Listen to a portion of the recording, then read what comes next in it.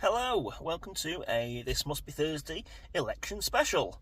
And I'm just sat in my car outside the church where I will be doing my voting. That's the polling station. I remember years ago when we were at school, they used to do schools more, so you could have a day off school so people could go vote. So I'm going to go in here, put my cross next to a name of someone who won't represent anything I probably feel, and we shall see how we go. Right, back in a bit.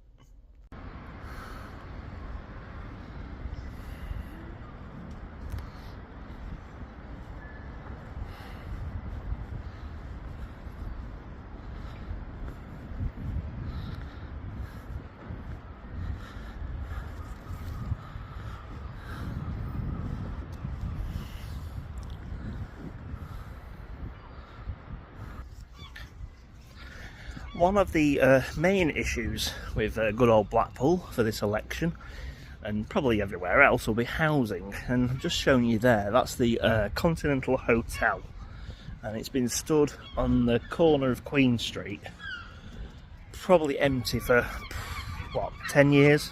Maybe more, maybe less. And it just shows that no matter how much money we get, you know, sent for this levelling up crap, that basically it's just not going to change. I mean, over here we've got, I'll just show you. Of course, one thing I don't have is actually my polling card, which is problem. So now you'll need just identification, which isn't brilliant for, say, like Mandy, for example, because she doesn't actually have any identification. So your democratic right to vote is basically taken away because you've got voter ID. So there we go. This is the old job centre building, which shut down some time ago. Job centre was put down into the council, the town hall, the council buildings behind it. And this is just another building that's stood derelict for the last 5 or so years. I mean, many years ago, this obviously was quite a bustling street, because you had the old funny girls down where Walkabout used to be. So even the bars down here aren't as busy as they were. And obviously we've got a fair few that are shutting down. There's another one. That tattoo place used to be an old, was it an antique shop? Yeah.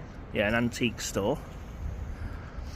And like I say, just across the road there is the old building for job centre, and there's the old Central Public Library, which is still going. Free books for all.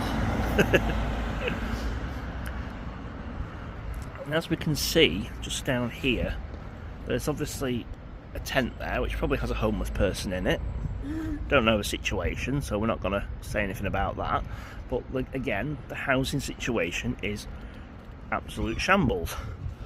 So that's one thing that probably could do with sorting out here in Blackpool. Oh, there's a man watching me through the window there. There's a very, very creepy looking mask there in the thing.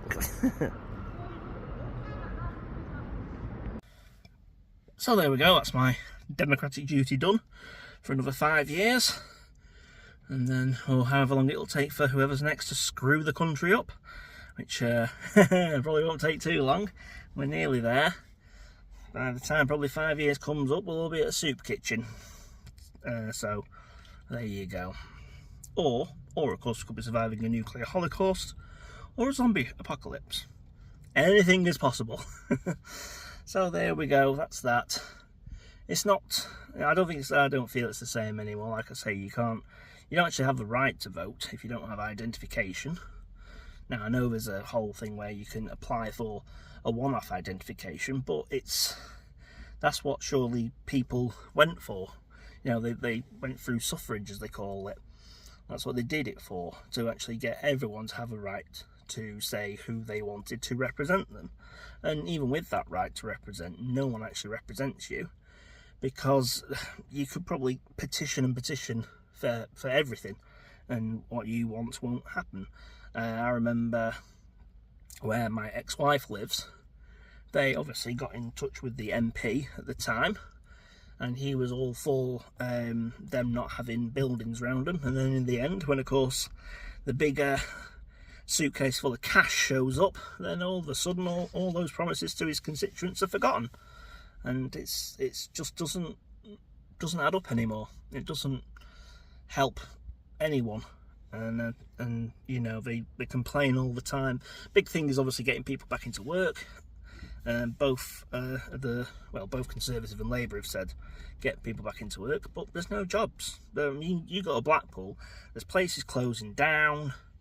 There's every time you go like to the superstore, for example, like Asda, Tesco, whoever, you have very, very little people working on checkouts like you used to, and there's not as many people stacking shelves because shelves aren't full.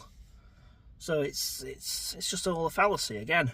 And I think, you know, I would love to do something myself, but I can't because of certain events that have happened in my life. But it's just never going to change. It's no matter who you get, it'll work better for some people and not for other people. So they'll never please everyone. So there we go. Anyway, it's a short.